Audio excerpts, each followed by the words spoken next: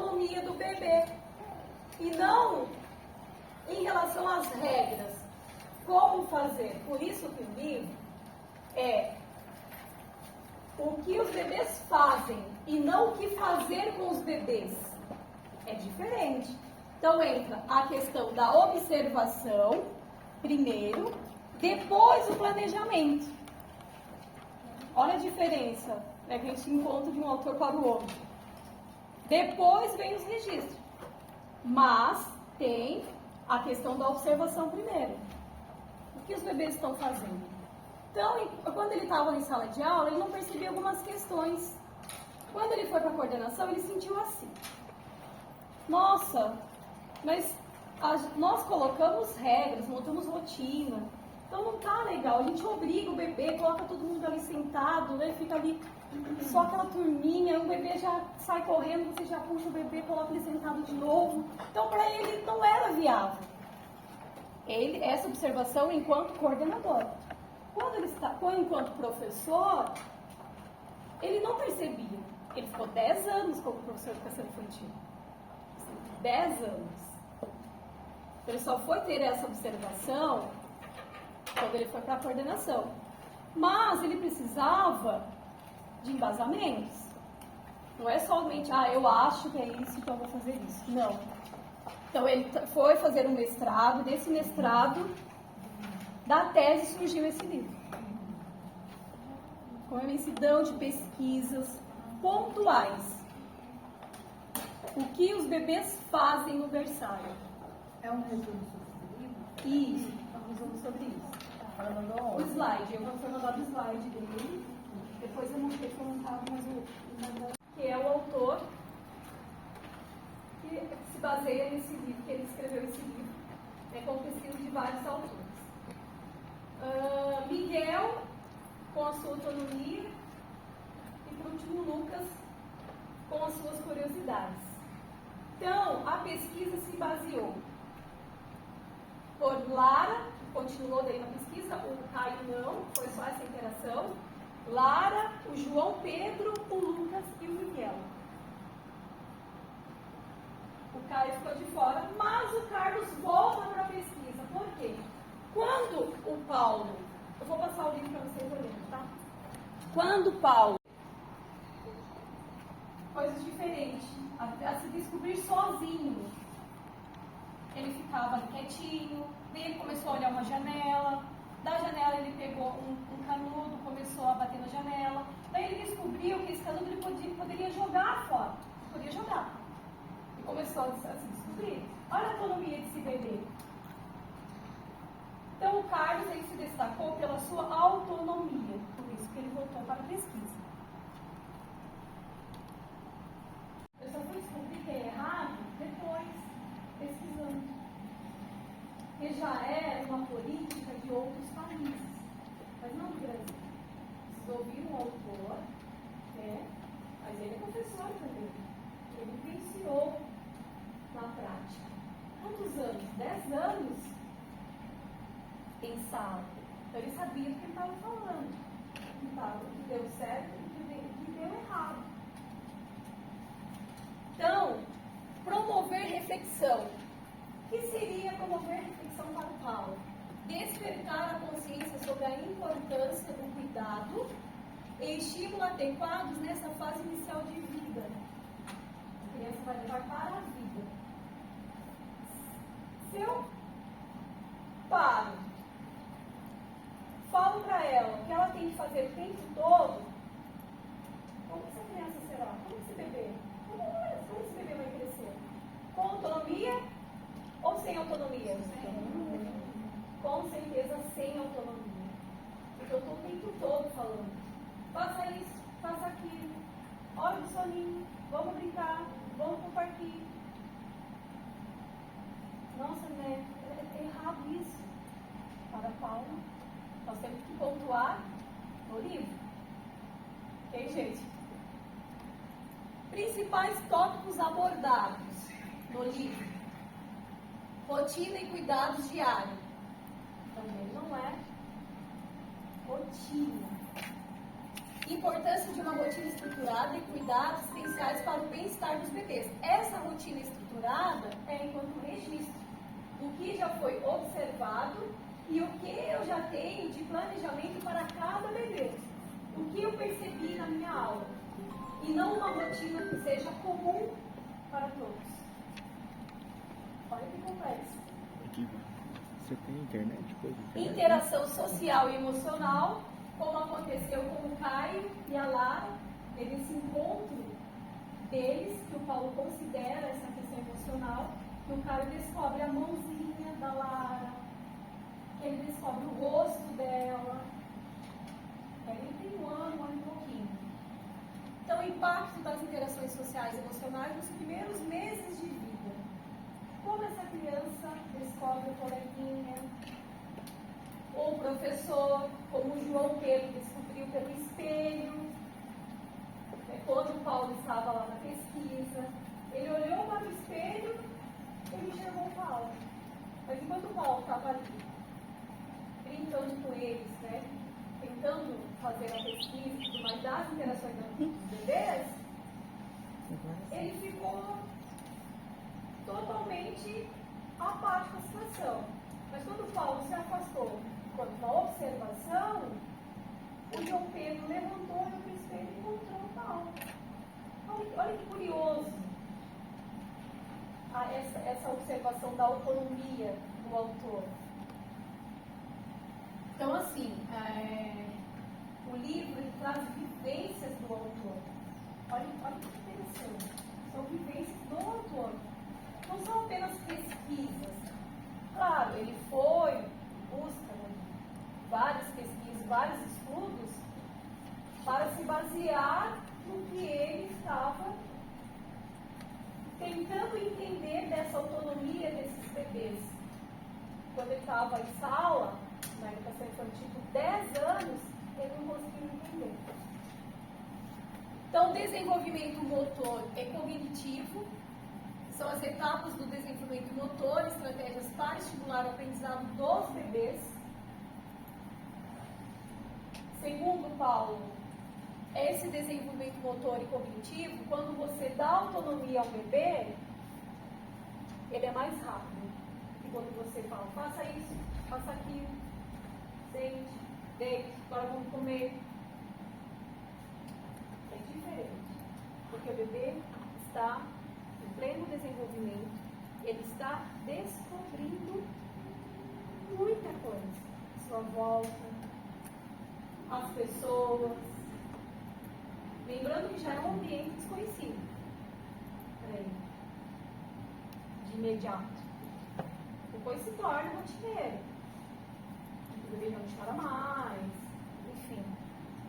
E importância, olha lá, eu comentei, importância da família e da escola no berçário. Por quê?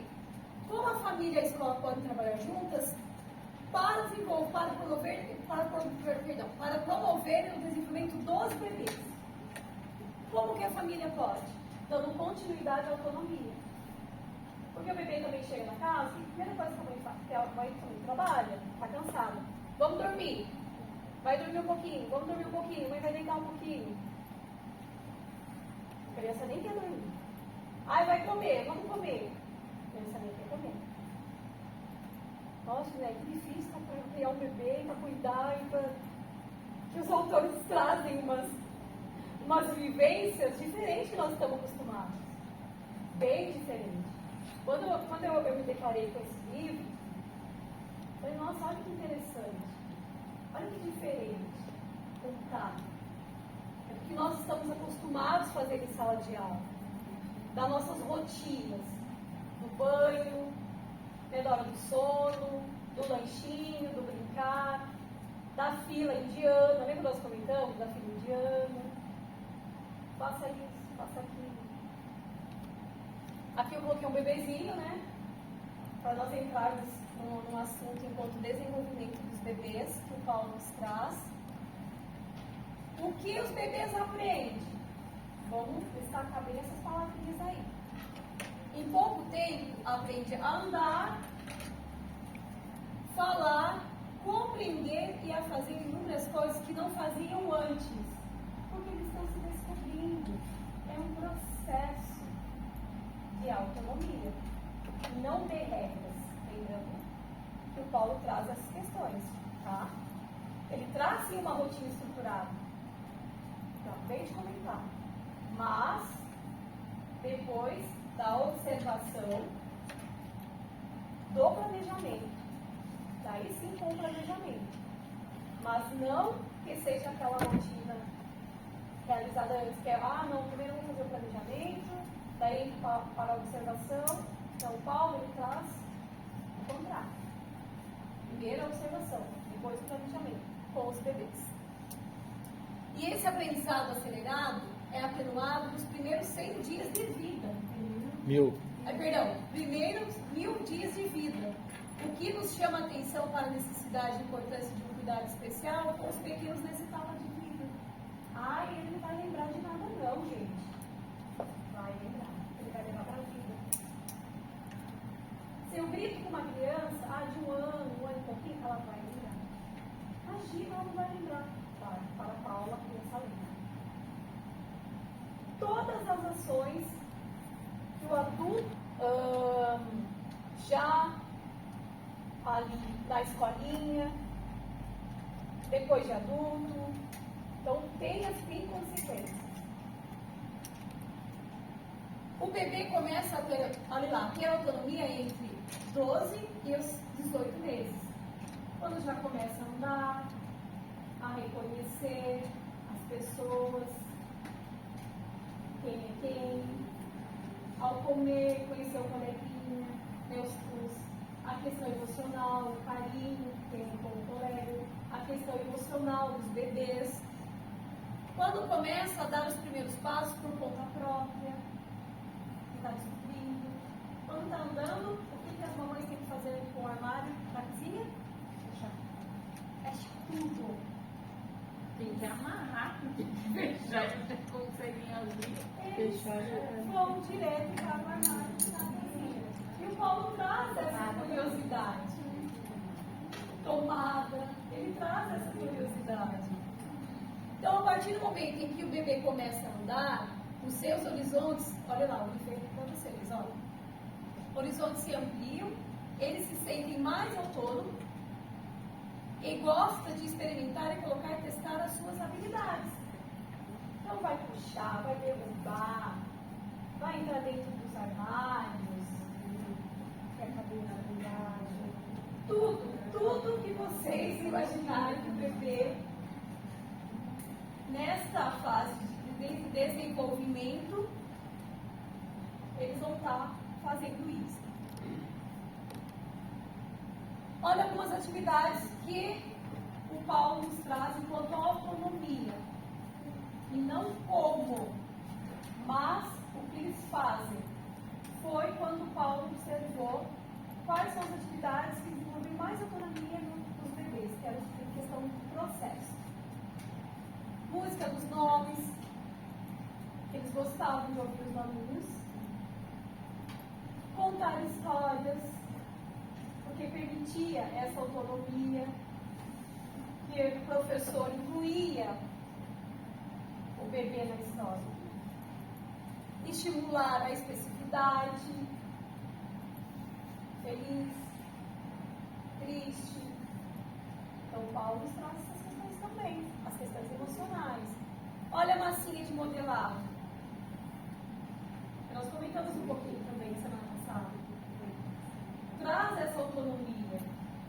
Ele vai trazer vai fazer alguma atividade com a massinha e vai estar descobrindo a textura, o chegar. Às vezes uns vão comer a massinha.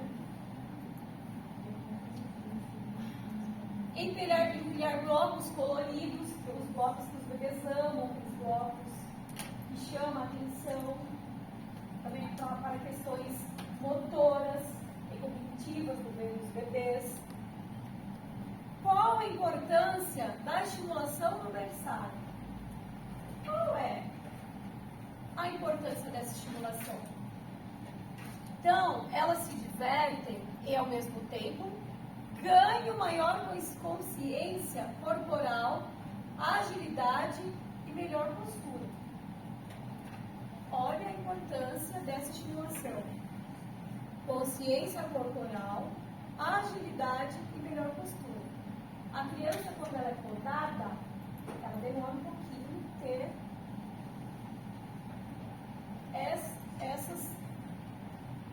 esses itens aqui, que é a consciência corporal, a agilidade e a questão da postura. Mas é a estimulação. Estimular o bebê. Essa estimulação, ela precisa vir de casa também. Precisa ser uma continuidade. Não adianta ter só essa estimulação na escola e na casa não. Porque a criança, ela fica com vocês de segunda a sexta. E final de semana, se a criança ela não será estimulada, ela não vai ser estimulada. Se ela não é estimulada, mas são só apenas 2 dias. Mas vai quebrar um pouquinho do que, enquanto rotina estruturada que o Paulo nos traz. Quanto à autonomia da criança em relação à estimulação. As atividades variam de acordo com a faixa etária que ele nos traz. A criança, ela vai rolar, rastejar, ela vai sentar, engatinhar e andar quando o seu sistema neuropsicomotor estiver pronto para isso. Quem bebê começa a andar com apenas 10 meses, não tem? 10 meses. Então, a questão do berçário que o Paulo nos traz é o ambiente que a criança precisa ter como apoio e não como se eu fosse, eu vou atender, chorou, eu vejo se precisa trocar, se está com fome. Não cabe mais. Lembrando que a educação infantil, ela é o que mesmo hoje? Ensino. Então lá, como é o apoio? Estímulo, liberdade, contato com outras pessoas, internalizar, explorar e auxiliar o desenvolvimento. Então, contato com outras pessoas é com o coleguinho, é também na casa. Então, tudo isso inclui a questão da estimulação, contato, cuidado. A prática pedagógica com os bebês depende da construção de um contexto. E esse contexto é somente da escola? É só da salinha de vocês, da sala de vocês? Precisa de casa também. Então, precisa estar organizado e articulado com a realidade dos bebês. Desta forma, se faz necessário diálogo com as famílias. Como é a casa desse bebê? Ele tem um quartinho dele, se ele dorme com os pais. Olha essas observações que o Paulo nos traz. Como a criança é estimulada, com quem ela convive, qual a importância que essa família dá ao bebê? Só considera assim como simples bebê? Fica ali, não, é só. Então tem que ter essa interação com as famílias, para facilitar a interação do professor de creche com as crianças. E o que vocês estão desenvolvendo lá, vocês sabem o que vocês estão fazendo. E na casa, vocês sabem?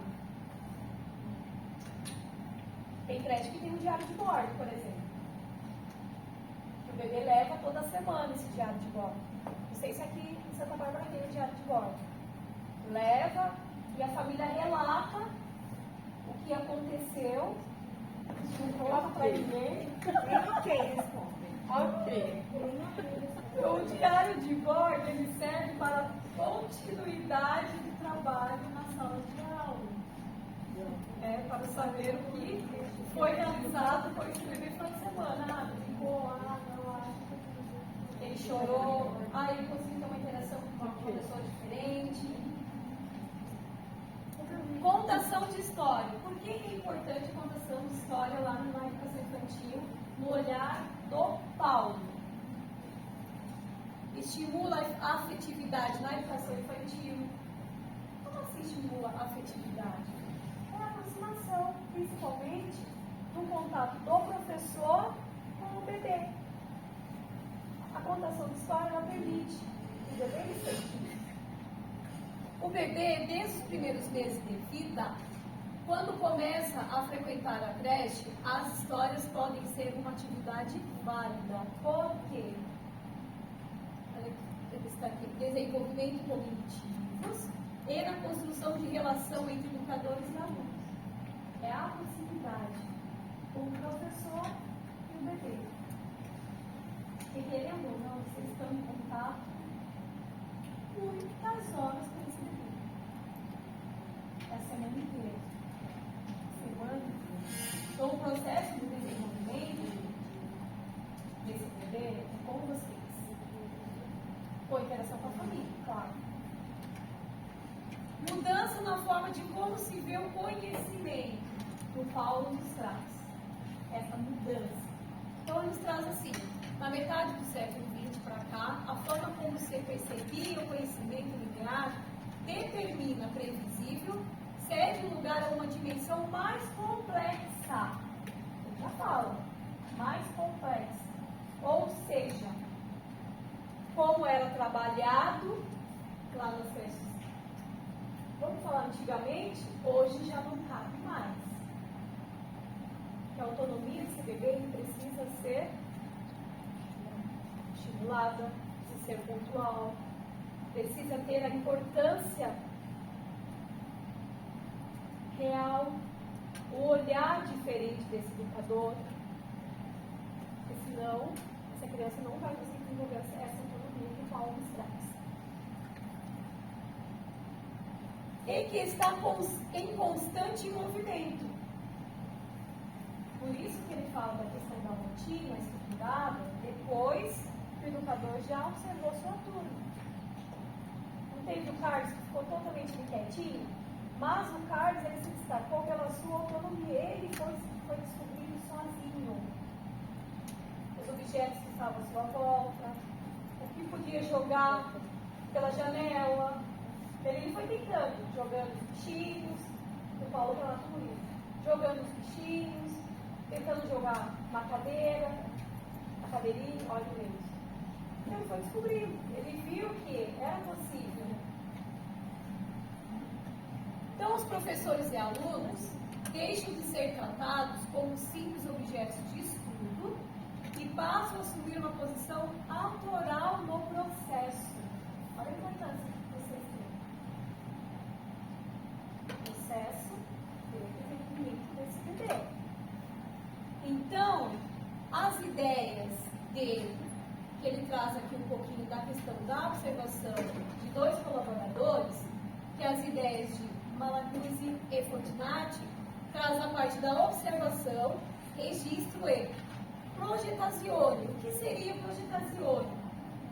São bases para a abordagem da documentação pedagógica. Observação e autonomia de cada bebê da minha turma. Que está em construção da metodologia estudada apresentada nesse livro. Então, eu vou comentar um pouquinho sobre o projetazione, um pouquinho mais detalhado, que chama a atenção. Como realizar principalmente a questão da observação e do registro em si.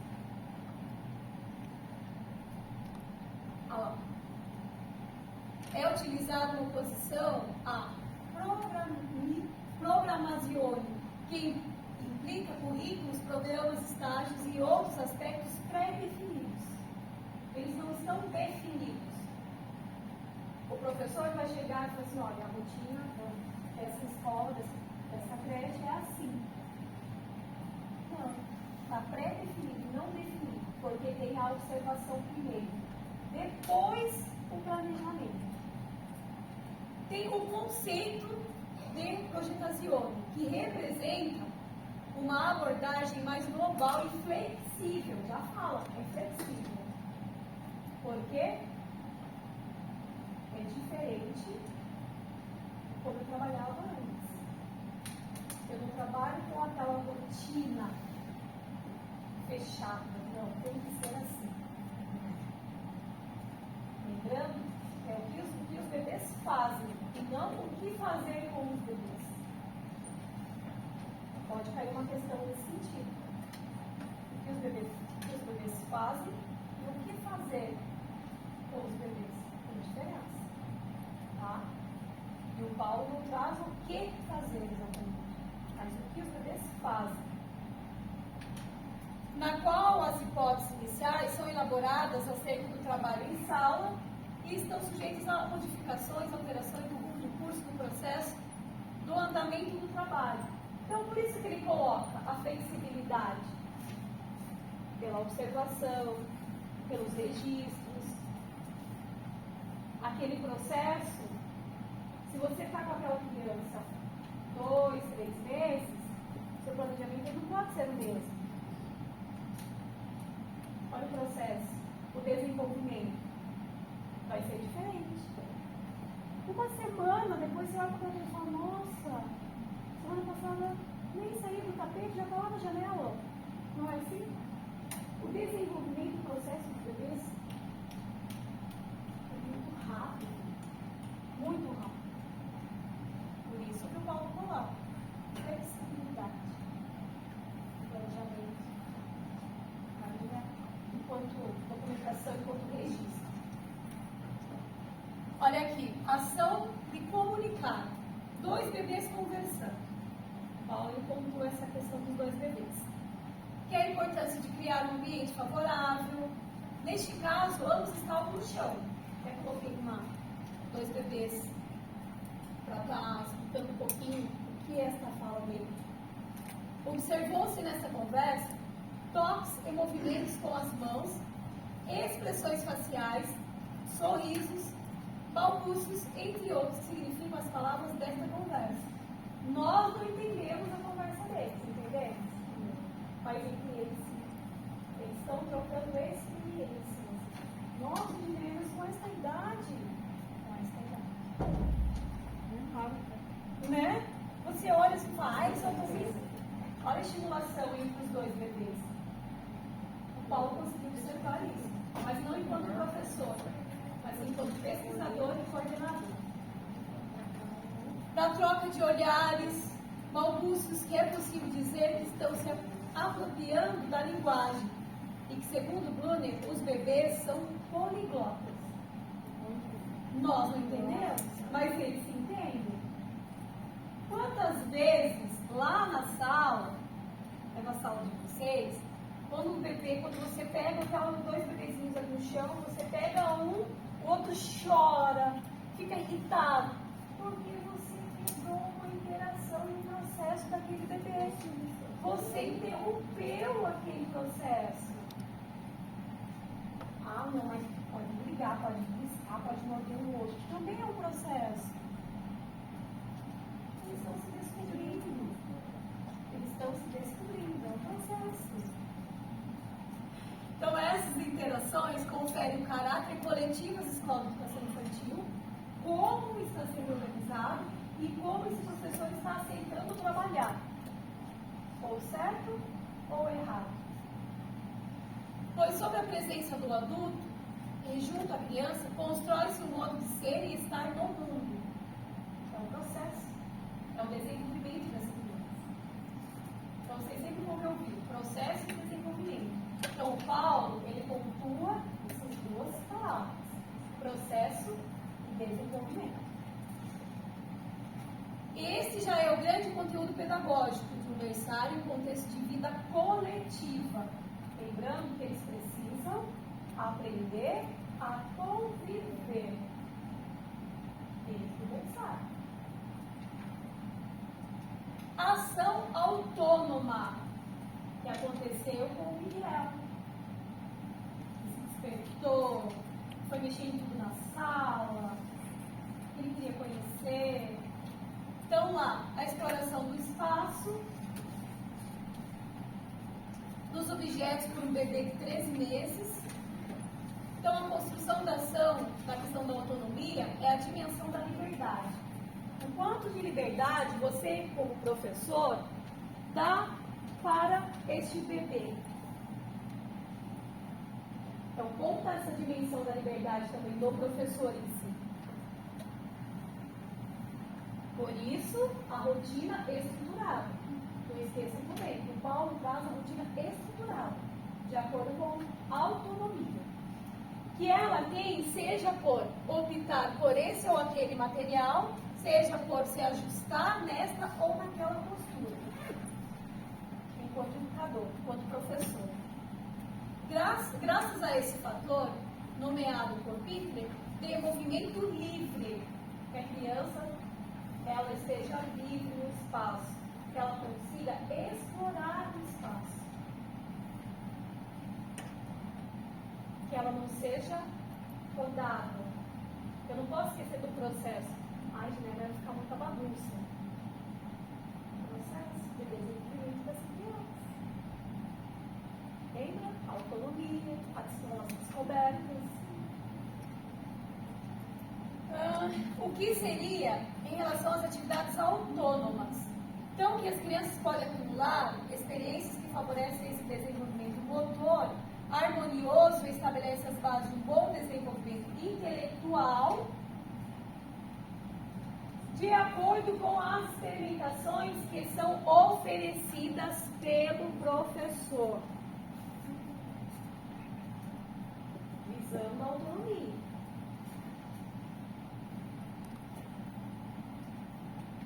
Após algum tempo, passou a brincar com um garfo. Olha, o Paulo traz uma situação que eu vou trazer para vocês.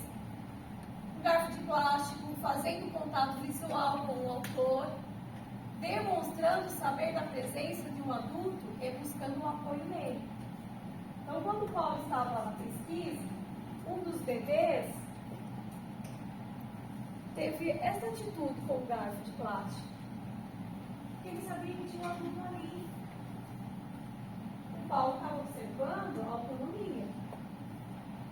Mas o bebê estava se sentindo seguro com aquele garfo. Ele sabia que ia se machucar, porque tinha um adulto ali por perto. Então, as crianças, elas conseguem também sentir essa segurança de vocês lá. E pode confiar. Exatamente.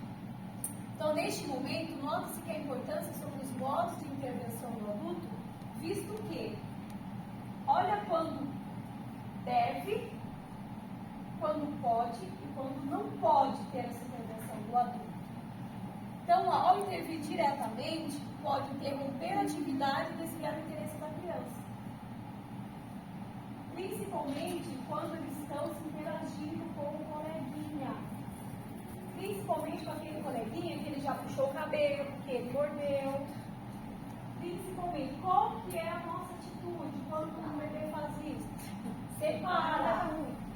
Separa que dá briga. Como diz a Regina, separa que vai dar ruim. Mas para o Paulo, é uma interação. Por quê? É um processo, eles estão em fase de desenvolvimento. Também entra aqui a questão do conflito. Que eles consigam se resolver. Tá vendo? Que eles consigam se resolver. Eles precisam se resolver. Ai, né, mas eles são só bebês. Mas para Paulo, eles conseguem se resolver. Se eu separo, o que o bebê vai entender? Que ele pode fazer isso sempre. Eles vão entender que pode acontecer. Eu não posso morder de novo aquela coleguinha. Eu posso puxar o cabelo dela de novo. Aí, mãe, então tem que deixar? Não, gente, né? Assim, mas se eles estão ali juntos, conversando, na linguagem deles, né, nos gestos deles, deixa, só fica na observação, vai tudo lá, algo vai acontecer. Vamos ser vivendo esse processo. Não vai levar mais, deixa acontecer. Eu sei, tem essa questão. Por isso que a importância da intervenção da família. Que a família saiba como está sendo a educação infantil de hoje. Enquanto desenvolvimento desse bebê. Olha, é complexo? O Paulo já falou que é complexo. Ele não falou que não seria. Exatamente. Então, vamos lá. Ao anunciar os resultados esperados sobre a atividade, quando o Paulo estava nessa interação com os bebês, pode impedir que ela conclua algo por conta própria. Né? Como eu comentei, crie o próximo marco a ser alcançado. Se você interrompeu, ele consiga assimilar de onde ele foi tirado. Nós, como adulto, oi? Para dar continuidade? Para dar continuidade, que ele consiga assimilar, que ele pode. Até ali, por exemplo, vou dar enquanto adulto. Eu não gosto da Regina, mas eu respeito ela enquanto profissional. Se eu chegar perto dela, não está conversando na sala dos professores, não. Mas enquanto estou dando uma formação, eu respeito. E o bebê é a mesma coisa. Ele tem que entender, mesmo que ele não goste do coleguinha, ele vai ter que conviver com o coleguinha. Isso começa lá na creche. Desde o bebezinho. Exatamente. Ao colocar a criança numa posição que ela não tem controle, pode imobilizá-la. Tem essa situação também.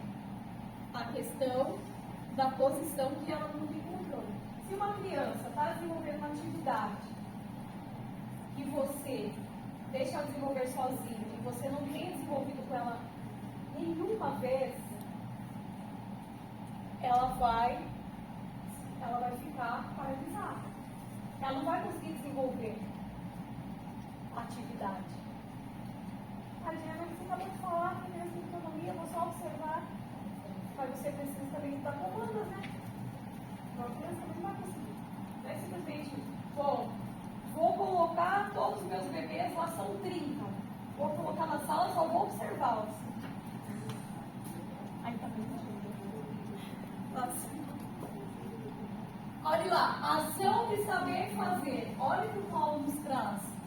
Bebê de 14 meses em brincar heurístico.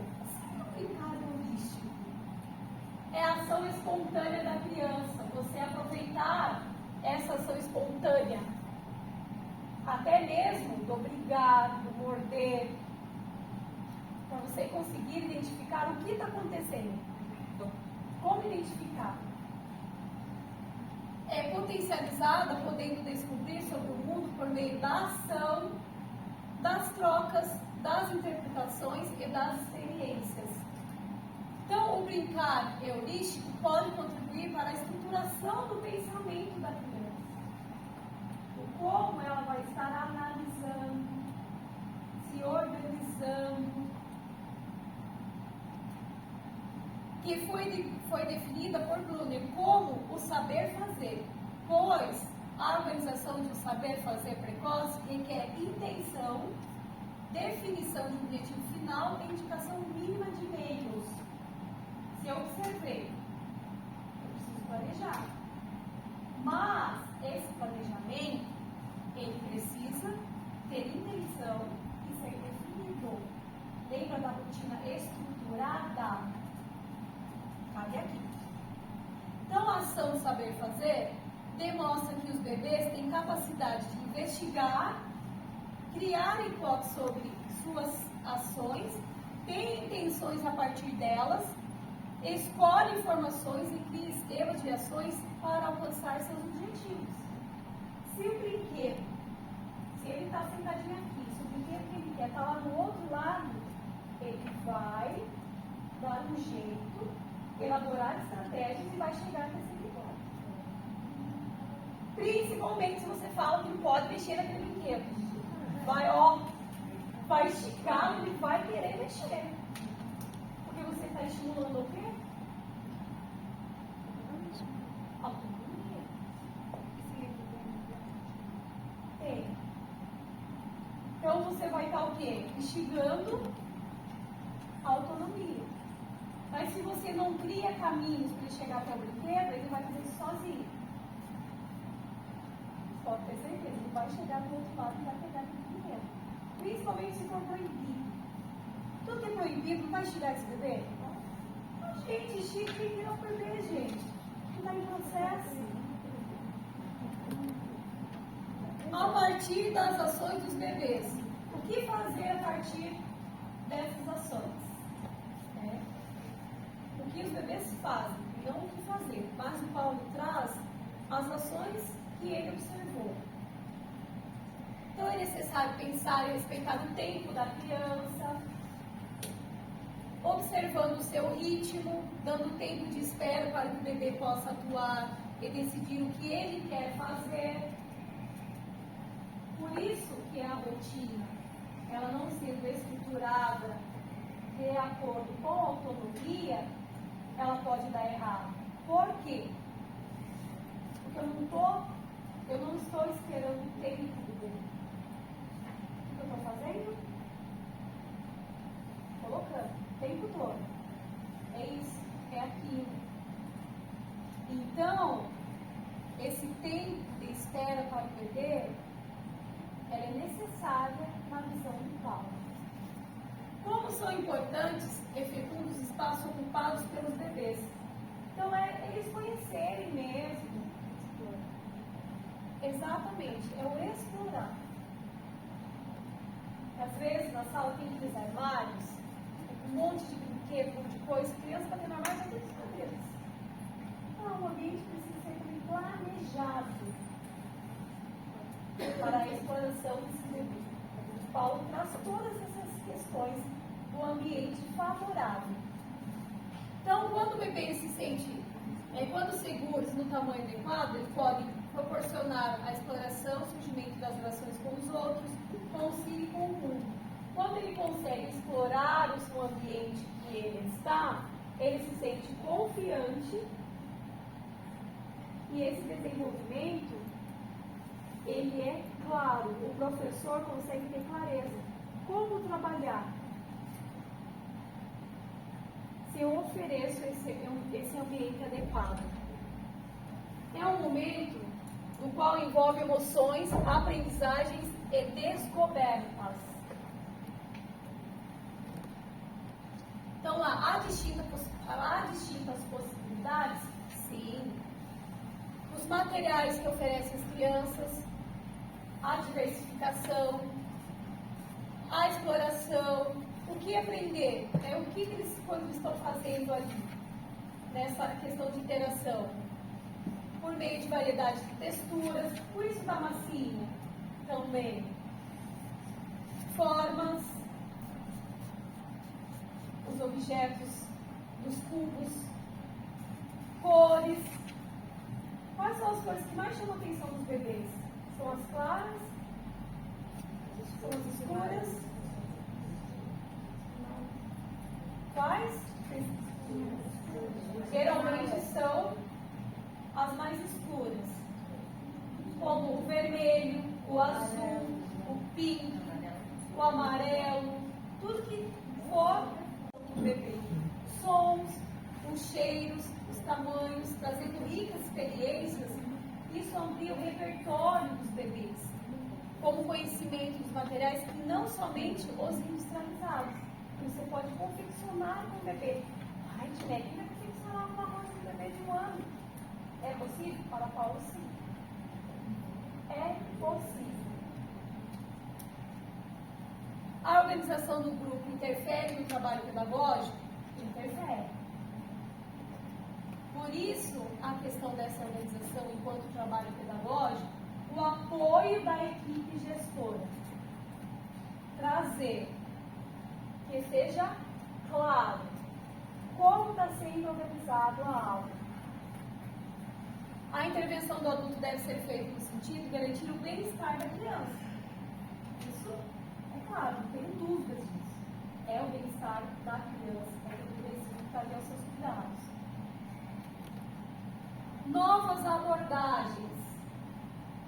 O professor precisa ter com os alunos no sentido que permita dessa observação o que eles fazem. Mas eu preciso ter em mente essa nova abordagem. Se eu não tenho essa concepção clara, eu não consigo. Eu vou entender errado. Vou achar que é frescura, que o bebê tem que ficar ali só naquela rotina estabelecida. Então, é necessário que o professor tenha um alto grau de consciência sobre a sua prática pedagógica. É o gostar de ter essa prática. Enquanto conhecimento. Refletir como fará a intervenção, podendo gerar o espaço de transformação para as crianças e para os adultos. Por isso a importância dessa interação com a família. Ele sabe que é difícil. Por isso que esse diário de bordo é tão importante para essa interação entre o professor e essa criança. Porque você vai conseguir dar continuidade na segunda-feira. Você não sabe o que essa criança fez no final de semana. Ela não fez nada. A semana passada a gente até comentou quantas crianças, gente, precisa pentear o cabelinho dela, ela volta o cabelinho assim. Né? Ela volta. Para o adulto, parece ser mais interessante criar condições adequadas para que as crianças atuem em alguma atividade do que pontuar-se no planejamento delas. Então, olha essa situação. Para o adulto, parece ser mais interessante criar condições adequadas que você quer criar. Não, eu vou criar assim, eu vou deixar assim. Mas para o bebê, uma caixa de papelão ele consegue tudo ali.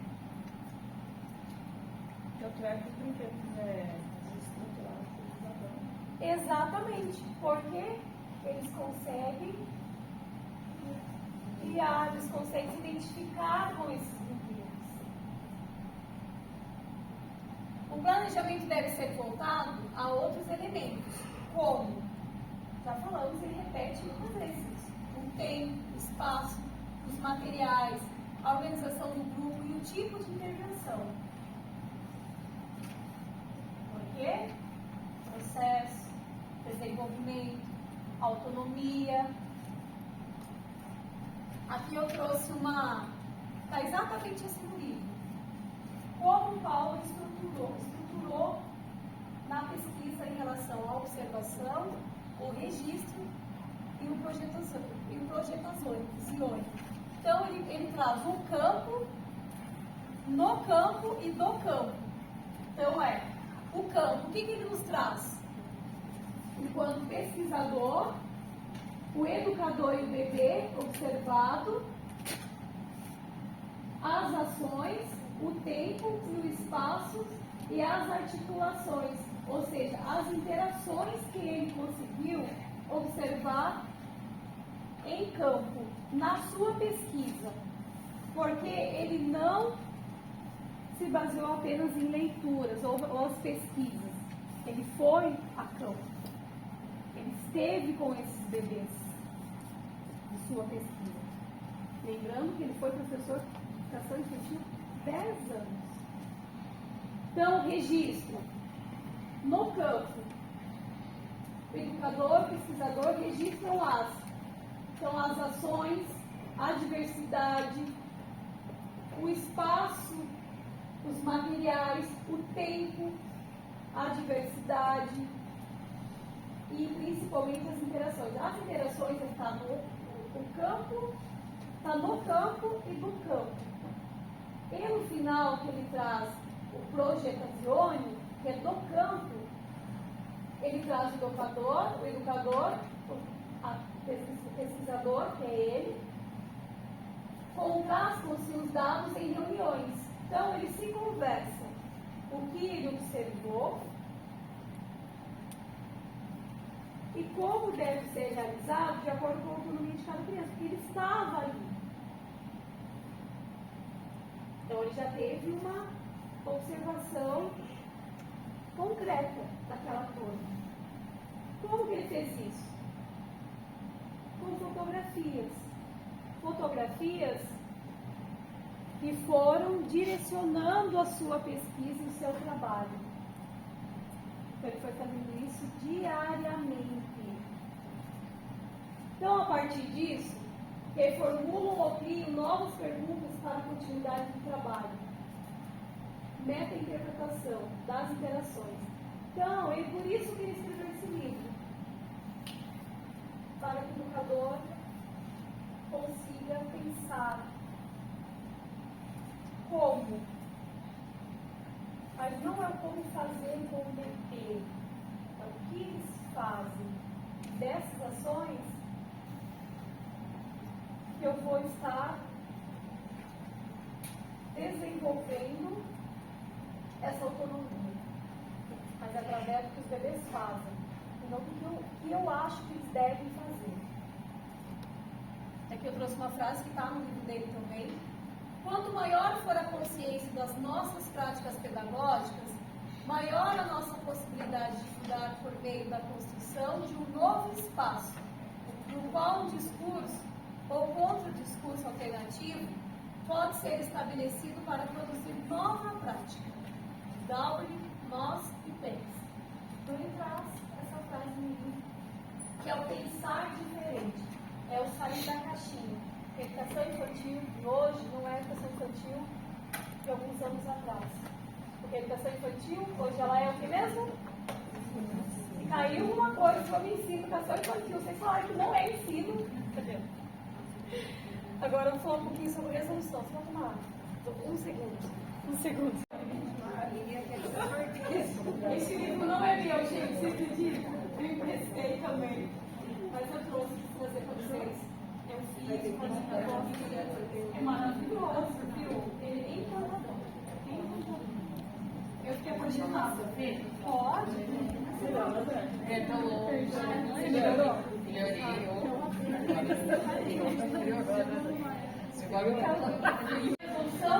A resolução, gente, eu coloquei slide e coloquei na íntegra. Porque resolução não tem como, nós vamos pontuar ali, vamos discutir um pouquinho, como a Kiva fez de manhã, um monte de coisa, eu lembrei muita coisa que eu hoje de manhã, até falei pra ela. Porque é isso, né? Não tem como mudar, né? Não tem como. Então, a resolução 4 de 2 de outubro de 2009, o que ela institui? Diretrizes operacionais para o atendimento educacional especializado na educação básica, modalidade educação especial, tá?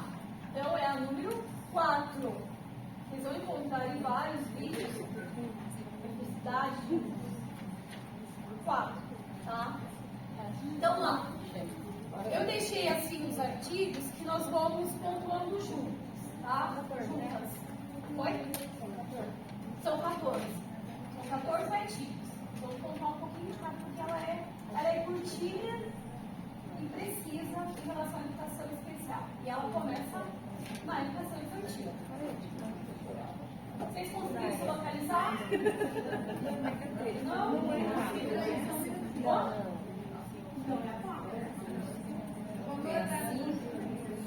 As minhas vou compartilhar lá no grupo. Né?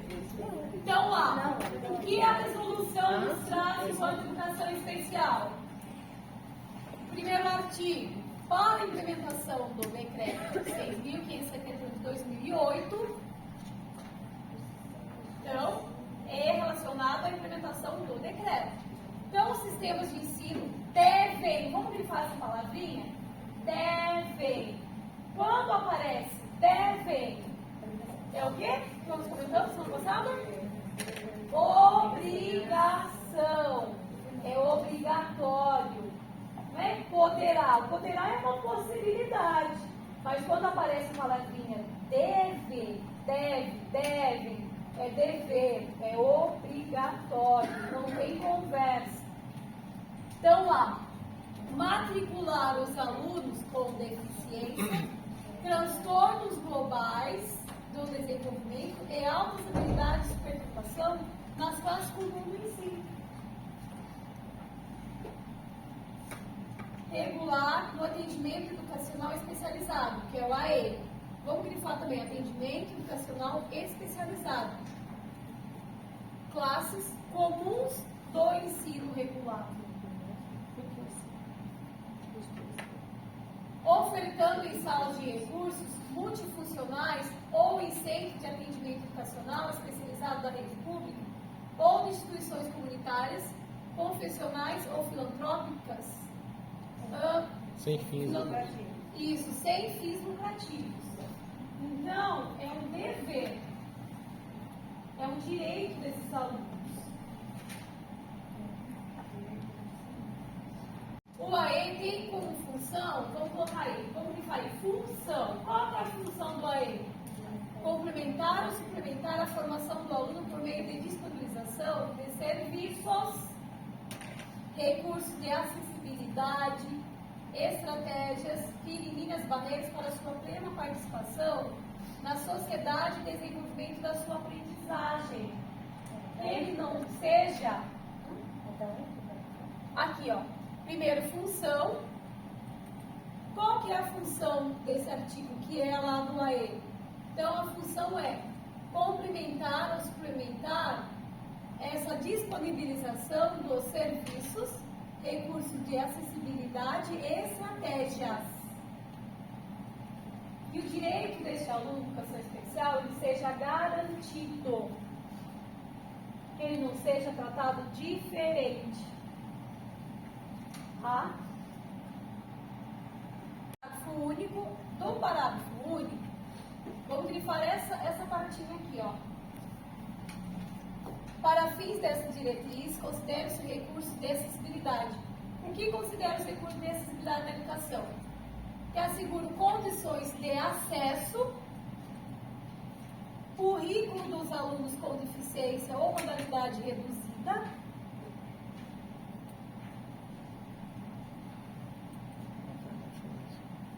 em relação aos materiais didáticos e pedagógicos, o espaço,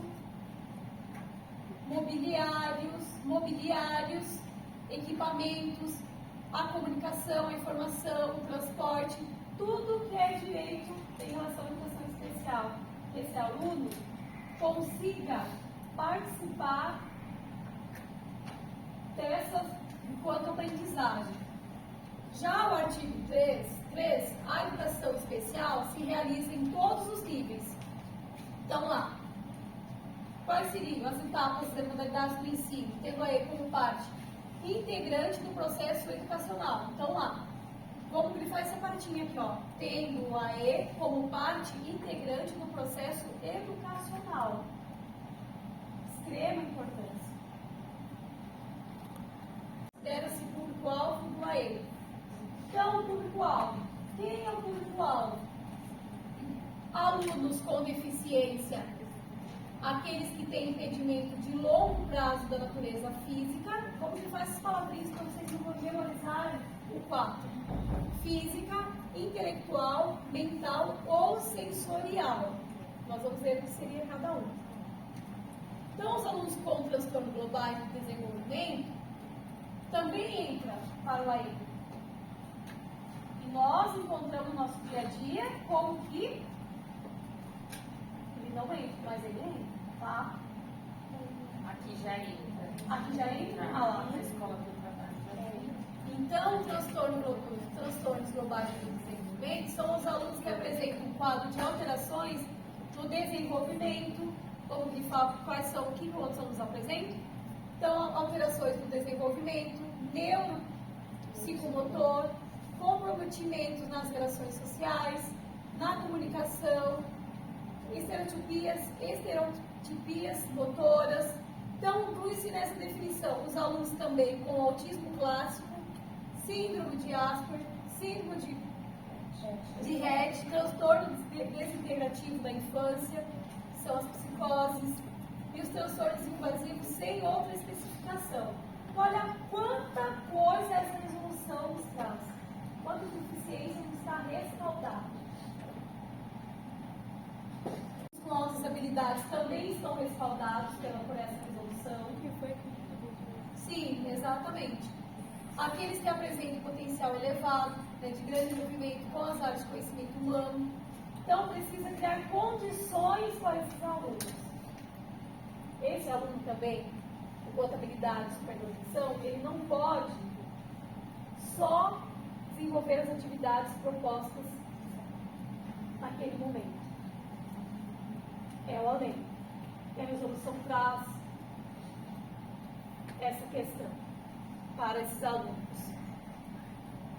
É realizado prioritariamente na sala de recursos multifuncionais da própria escola. Vamos grifar essa partinha aí? Sala de recursos multifuncionais da própria escola ou em outra escola de ensino regular, mas que precisa ser oferecidas, né, no turno inverso da escolarização. Isso, sempre o inverso. Que garanta, né, essa aprendizagem deles, não pode não Você ser chegou a de na casa. sala, Isso, vai perder. Exatamente. Mas aí também não é obrigatório, né? Então, já tem a parte de resolução, Sim. Não é? que ele é cadastrado. Ele é Eu acho que aqui no município, eu acho que já não, no estado sim, no estado nós temos um sistema. Então, no município, eu acredito que sim, porque na escola que eu trabalho inclusive, tem pais que brigam porque não conseguem levar nesse contraturno, aí, assim, eles acabam fazendo um ajuste, porque não pode tirar o aluno da sala no horário de aula para levar na sala de recurso. É o contrário. Então, lá, podendo ser realizado também em centro de atendimento educacional especializado, né? Ou seja, uma rede pública, instituições comunitárias, enfim, ou seja mobiliada pela Secretaria da Educação ou do Estado, do Distrito Federal ou do município, mas que ele tenha a oportunidade de estar desenvolvendo. O atendimento educacional especializado em ambiente hospitalar ou domiciliar será ofertado aos alunos pelo respectivo sistema de ensino, a educação especial de forma complementar ou suplementar. Quem é público da educação especial também está hospitalizado ou tem a questão que precisa do atendimento domiciliar, também tem esse direito garantido.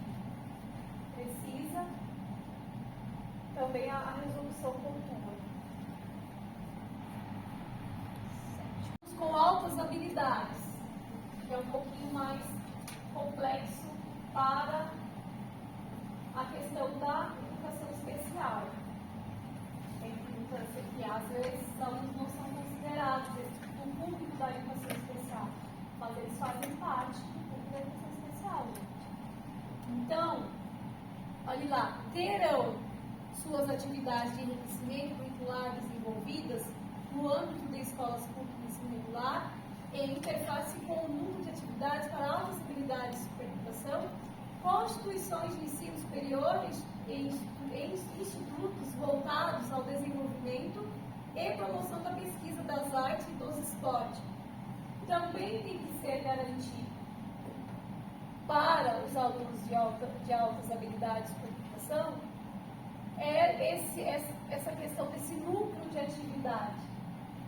Senão ele vai ficar estacionado. Ele ficar só naquelas atividades da sala regular. Para ele já não é mais estimulante, não é mais interessante. Então precisa também estar se respaldando aí. Estabilizados duplamente no âmbito da FUNDEB, de acordo com o decreto 6.571 lá de 2008, os alunos matriculados em classe comum de ensino regular público que tiveram matrícula concomitante na OE, ou seja, junto, ou seja, de contraturno. Tem escola que não tem a sala de recursos, mas tem o professor itinerante. Parágrafo único. Então, como que funciona? O funcionamento da matrícula OE é condicionado à matrícula de ensino regular da rede pública. Conforme o registro do censo escolar, é do ano anterior sendo contemplado. Então, eles vão estar observando também essa questão da matrícula desse aluno. Seria a matrícula em classe comum, em uma sala de recursos multifuncionais, da mesma escola pública, quando oferece. E a matrícula em classe comum, em sala de recursos multifuncionais, de outra escola pública. E o aluno precisa se deslocar também para que ele tenha esse atendimento. Ele precisa ser garantido. Agora, como está sendo organizado? E a matrícula em classe em centro de atendimento educacional especializado, instituição de educação especial pública, que é que a criança ela não consegue ter ali só da classe comum. E o último que é do centro de atendimento constituição de educação especial comunitária, que é daí uma parceria. Então, ou seja, um jeito do outro, essa criança ela tem seus direitos garantidos. AE, que é são de competência dos professores que atuam na sala de recurso, né, ou centro de AE, e em articulação com os demais professores de ensino regular, com a participação das famílias, interface com os demais serviços setoriais, da saúde, da assistência social, entre outros necessários atendimento. Então, aqui fala a questão da importância da família e articulação com a rede protetiva também, para que venha esse direito ser garantido. Mas é difícil essa articulação, principalmente com a rede protetiva. É como comenta aqui, né? Assistência social, então você sabe a questão do atendimento em si. Então, o projeto pedagógico da escola de ensino regular deve institucionalizar a oferta do AOE, prevendo na sua organização. Então, precisa constar no projeto pedagógico da escola também. Então, a sala de recursos multifuncionais, enquanto espaço físico, que precisa, mobiliário, materiais didáticos, os recursos pedagógicos e de acessibilidade de equipamentos específicos para aquela deficiência. Não é simplesmente a escola oferecer uma sala para você, o professor se vira. Não. É a sala com as condições para aquele aluno de acordo com aquela deficiência dele. Não é somente a sala, o ambiente. Matrícula do OE de alunos matriculados no ensino regular da própria escola ou de outra escola. Mesma coisa, enquanto a organização, o espaço, o que a escola está oferecendo de materiais. Cronograma de atendimento aos alunos, tem que ter um cronograma. O aluno estuda de manhã, tem à tarde. Mas todo dia? Não, é uma ou duas vezes na semana. Então tem que ter esse cronograma também. Plano do AE, a identificação das necessidades educacionais específicas dos alunos, que é a definição dos recursos necessários das atividades a serem desenvolvidas.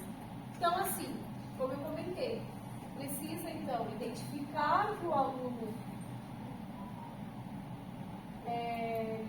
enquanto da parte da educação especial, necessita, para que eu possa elaborar as minhas atividades. Adaptação. Professores para exercício da docência do AOE.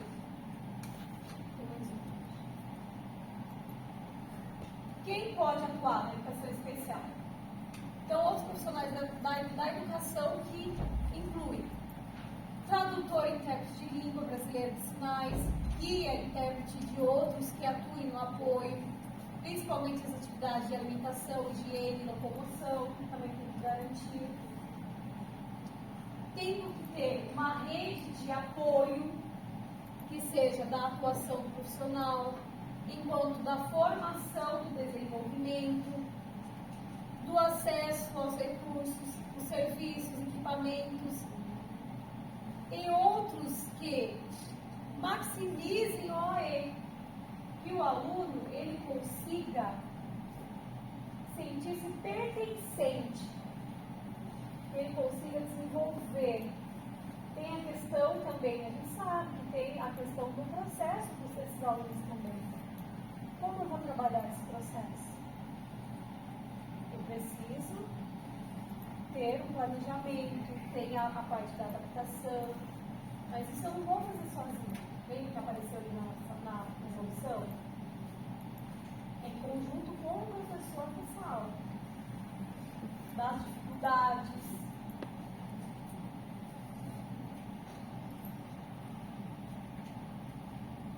Então, os profissionais referidos, né, como os alunos, podem ter em relação ao público do polo da educação especial em todas as atividades escolares nas quais se fizerem necessário.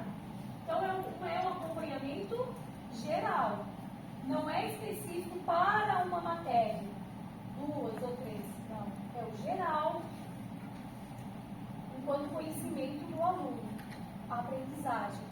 De AE, prevista no projeto pedagógico do Centro de Atendimento Profissional Especializado, público ou privado, sem fins lucrativos, sempre repete essa parte, né?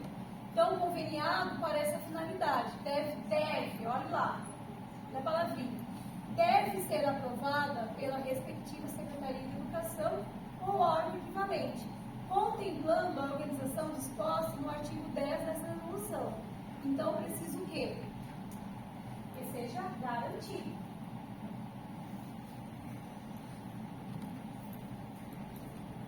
Parágrafo único nos traz o centro de atendimento. Então, lá, que o AE tem que trazer enquanto garantia? Deve cumprir as exigências legais estabelecidas. Então, precisa cumprir as exigências. Senão, não consegue essa questão dessa sala dessa lei. Então, tem a questão do sistema de ensino, tem o credenciamento, tem a autorização de funcionamento e organização. Então, é em consonância com as orientações preconizadas das diretrizes operacionais. Então, assim, são etapas. Mas, eu tenho um aluno aqui, eu acho que ele é da educação especial, mas eu não tenho aula, por exemplo. Eu preciso do laudo também, do laudo para que o direito desse aluno seja garantido. Então, para a atuação na UEM, o professor, ele deve ter a formação inicial que o habilite para o exercício da docência, então é específico, e uma formação específica para a educação especial. Então, não é qualquer pessoa. Eu acho que aquele aluno, eu acho. Eu vou conseguir trabalhar agora com a educação especial. Não. Precisa ter uma formação específica de educação especial. 13. São atribuições do professor do atendimento educacional especializado. Qual é a atribuição do professor lá na educação especial enquanto atendimento especializado? Identificar, elaborar, produzir e organizar serviços e recursos pedagógicos, acessibilidades, estratégias considerando as necessidades específicas dos alunos, público-alvo da educação especial. Então, para que o professor consiga identificar, elaborar, produzir, organizar, ele precisa conhecer o aluno. Como ele vai elaborar essa atividade? Como e quais atividades? Elaborar e executar o plano de atendimento educacional, avaliando a funcionalidade e a aplicabilidade dos recursos pedagógicos, organizar o tipo e número de atendimento aos alunos da sala de recurso. Então, quantas vezes esse aluno vai precisar ir, quantas horas. Então, quem consegue fazer isso? É de acordo com a resolução. É o professor especialista em educação especial. Porque ele já avaliou esse aluno. Acompanhar a funcionalidade e a aplicabilidade dos recursos pedagógicos, tanto na sala regular, bem como em outros ambientes da escola. Isso inclui intervalo, a interação com os demais. Essa observação é necessária, porque o professor da educação especial, ele vai conseguir planejar melhor as suas atividades enquanto na observação que ele está fazendo em outros ambientes da escola, não somente lá na sala regular, quando ele é solicitado. Estabelecer parcerias com as áreas intersetoriais, que eu comentei, na parte da rede protetiva. Um exemplo, CRAS, CREAS, CAPS. Então, que tenha essa parceria. Eu sou. Você é? Eu sou, e aqui sou com certeza, eu sou. Eu tenho pozinha e. É.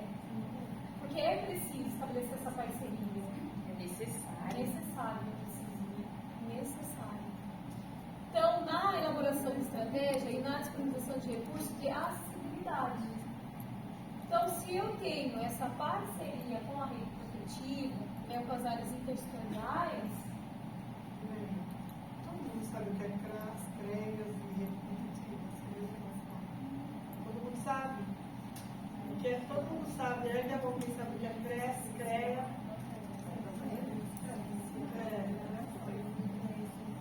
Fala, Kelly, não. Fala. CRAS é Centro de Referência Assistencial. O CREAS é Centro de Referência Especialista Assistencial. E a rede protetiva inclui o conceito tutelar, CRAS, CREAS, justiça, fórum, uma junção toda. isso. E quando junta essa área intersectorial, como ela comentou, todos tudo em comum. Deste aluno. E daí inclui, gente, a questão do atendimento, da aprendizagem. É uma responsabilidade de todos, não somente da escola específica. Orientar professores e famílias sobre os recursos pedagógicos e de acessibilidade utilizados pelo aluno. O que o aluno precisa? Vai depender da deficiência dele. Então, a família também precisa estar ali junto com a escola. Então, tem que ter essa interação. Ensinar e usar a tecnologia assistiva, porque isso amplia as habilidades funcionais dos alunos, promove autonomia e participação. A tecnologia ajuda muito, principalmente questões até mesmo cognitivo, motora, então é o que a resolução também traz. Estabelecer articulação com os professores da sala de aula comum, que nós já comentamos um pouquinho. Precisa ter essa articulação para que o seu trabalho seja validado também. Porque não tem como eu montar, eu fazer um planejamento se eu não sei o que o aluno está fazendo na sala comum. Então é preciso ter essa articulação. Isso vai entrar em vigor na data de sua publicação, revogada as disposições encontradas. Então, assim, o geral, né, da parte da educação especial, gente, ela é na líquida. Amanhã eu vou trazer o simuladinho que eu falo um pouco mais para a gente estar simulando um pouquinho mais. Mas, assim, é garantir a aprendizagem desses alunos, que é um direito.